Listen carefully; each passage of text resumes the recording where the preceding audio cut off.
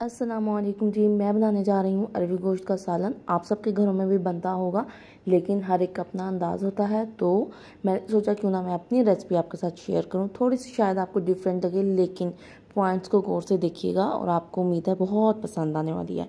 तो टाइम ज़ाया किए बगैर हम चलते हैं अपनी रेसिपी की तरफ। इसके लिए सबसे पहले जो है ना, मैंने गोश्त लिया है आधा किलो।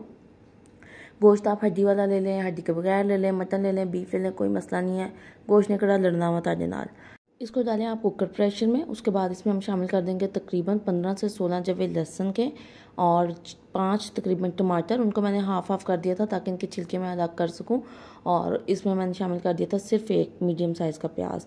उसके अलावा थोड़ा सा गरम मसाला साबुत यानी दालचीनी सिर्फ मैंने उसमें इस्तेमाल की थी, तो क्योंकि गोश्त का थोड़ा सा अच्छा सा फ्लेवर हो जाता है। ये चीज़ें शामिल करने के बाद इसमें मैंने शामिल कर दिया था तकरीबन 1 टीस्पून नमक, 1 टीस्पून पिसी हुई लाल मिर्च और 1 टीस्पून से थोड़ी सी कम हल्दी, यानी हाथ होला रख के 1 टीस्पून हल्दी समझ लें आप।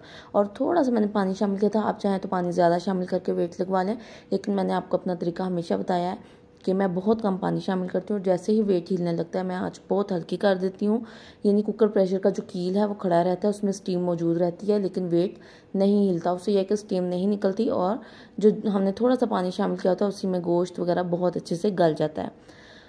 तो ये मेरा तरीका है, आप जैसे चाहें इसको गला लें। और जितनी देर हमारा गोश्त जो है वो गल रहा है, हमारा नहीं बीफ या मटन का, तो उतनी देर हम अरवी की तरफ चलते हैं। अरवी को छील लेना है अच्छी तरह से। उसके बाद मैंने इसको धो लिया था।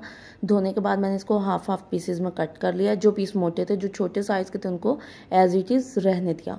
उसके बाद इस पर मैंने तकरीबन ना 1 टीस्पून नमक शामिल करके अच्छे से टॉस कर लिया था। वो क्लिप जो नमक शामिल किया था मैंने, वो मिस हो गया है, लेकिन मैं आपको यहाँ बता दूं कि ये पुराने तरीके थे कि अरवी को धो, इसमें लेस नहीं होनी चाहिए। अगर अल्लाह ताला ने कोई चीज़ ऐसे बनाई है तो यकीनन उसके फ़वाइद होंगे। तो मुझे समझ नहीं आती कि हम लोग चीज़ के फ़ायदे ज़ाया करके क्यों उसको इस्तेमाल करते हैं। और आप यकीन करें, अगर आप अरवी को बगैर धोए, सॉरी धोना ज़रूर है, बगैर धोए नहीं इस्तेमाल करना। अच्छा खैर, उसको अरवी को छील के धोने के बाद अगर आप उसको नमक लगा दें या नमक ना भी लगाएं, आप उसको ऐसे ही अपने सालन में गोश्त की भुनाई के दौरान शामिल कर दें तो आपको खुद उसका फ़र्क महसूस होगा। तो हम ये आगे चलकर देखते हैं कि हमने कैसे करना है।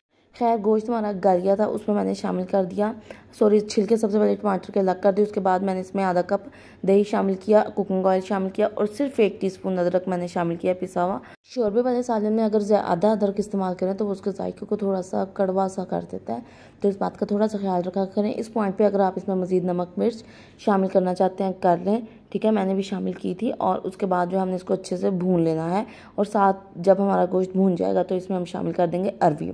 अब आप ये देखिएगा कि ये वाला शोरबा जो हम अरवी का इस तरह से बनाते हैं और जो हम अरवी को वो नमक लगा के छोड़ देते हैं और फिर वो मसल के उस गरीब की मत मारते हैं, उसके और इस शोरबे में बहुत फ़र्क होता है। तो ये आप एक दफ़ा ज़रूर ट्राई कीजिएगा इस तरीके को, और इसके फ़ायदे भी बहुत ज़्यादा हैं, बहुत फ़ायदे हैं, यकीन करें आप।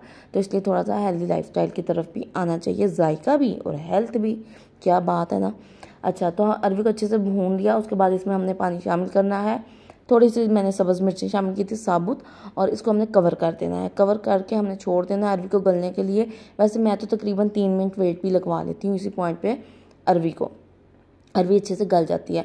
अच्छा, अब आप ये देखिएगा कि इस शोरबे की जो कंसिस्टेंसी है, जो इसमें एक थिकनेस है, वो इतनी अच्छी है ना। यही अगर आप अरवी को धो के उसकी मत मार देंगे ना, तो फिर उसमें कुछ भी नहीं रहेगा। वो एक जैसे बिल्कुल शोरबा पतला सा होता है उस टाइप का होगा। तो ये इतनी सादा और आसान सी रेसिपी, लेकिन ये इसका इतना अहम पॉइंट है जो अक्सर लोग नहीं करते। तो इस तरह से ट्राई कीजिएगा। और एंड पे बस आप इसको गार्निश कर ले, जो भी धनिया पुदीना जो मर्जी भी ये शामिल करना कर लो।